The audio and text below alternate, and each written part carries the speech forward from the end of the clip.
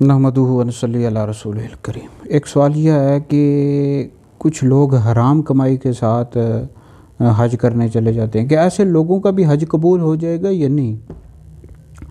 بھائی اس حوالے سے نبی کریم علیہ السلام کی بے شمار حدیث مبارکہ موجود ہیں کہ جو حرام کمائی کے ساتھ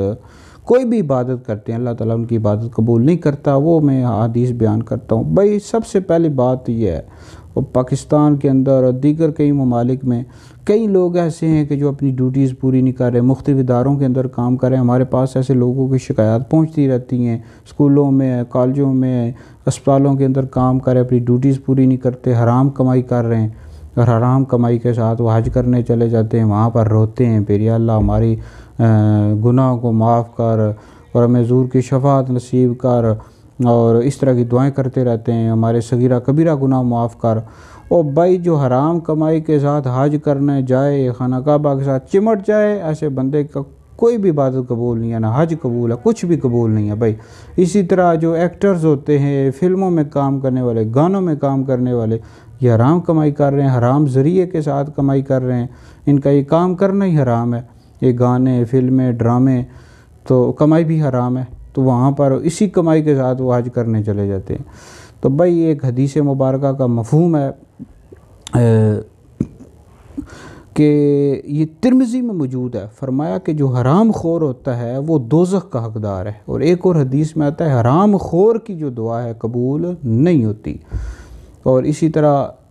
ترمذی میں حدیث موجود ہے، حضور علیہ السلام نے ایک بندے کا ذکر کیا، فرمایا وہ مطلب اس کے بال کھلے ہوئے ہیں اور اللہ تعالیٰ سے دعا کر رہا ہے، بال خاک آلود ہیں، اللہ سے دعا کر رہا ہے، حالانکہ اس کی جو روٹی ہے یہ بھی حرام کی ہے، اس کے کپڑے بھی حرام کے، مطلب وہ حرام کمائی کے ساتھ کپڑے پہن رہا ہے، حرام کمائی کے ساتھ روٹی کھا رہا ہے، تو اللہ تعالیٰ اس کی دعا کیسے قبول کرے؟ تو لہٰذا بھائی حق حلال کی کمائی کرو، اگر آپ صاحب نصاب بن جاتے ہیں تو پھر حج کریں، اگر نہیں بنتے ہیں تو ادھر ہی مسجد کے اندر 5 وقت کی نماز ادا کرو بھائی، عورتیں ہیں گھر میں ادا کریں بھائی، یہی سب سے بڑی عبادت ہے۔ کیا ضرورت ہے بھائی لوگوں کا ادھر خون چوستے ہو، حرام کمائی کرتے ہو اور وہاں پر جا کر پھر حج کرتے ہو؟ بھائی ایسے لوگوں کا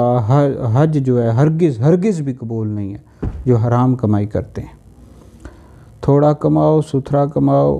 اور اپنی اولاد کو حق حلال کی کمائی کھلاؤ۔ یہ جو بڑی بڑی گاڑیاں کئی لوگوں نے رکھی ہوئی ہیں، کوٹھیاں بنا لی ہیں، اب یہ 100% میں سے شاید 10-15% کوئی لوگ ہوں گے، یہ بھی احتیاطاً کہہ رہا ہوں، جو حق حلال کی کمائی کرتے ہوں گے اور گاڑیاں لے لیتے ہیں۔ گاڑی لینا کوئی بری بات نہیں، کوٹھی بنانا کوئی بری بات نہیں ہے، لیکن سمجھ آتی ہے ہم لوگ جب علماء غور کرتے ہیں، یہ کوٹھیاں لوگوں نے کیسے بنا لیں، گاڑیاں، پاکستان کے اندر اتنی غربت اور معاملات ہیں، اور یہ حق حلال کی کمائی سے بندہ کس طرح آج کل گزارا کرنا مشکل ہے، اور لوگوں نے کیا کیا کر لیا ہے بھائی۔ بہرحال بھائی حرام کمائی سے بچو،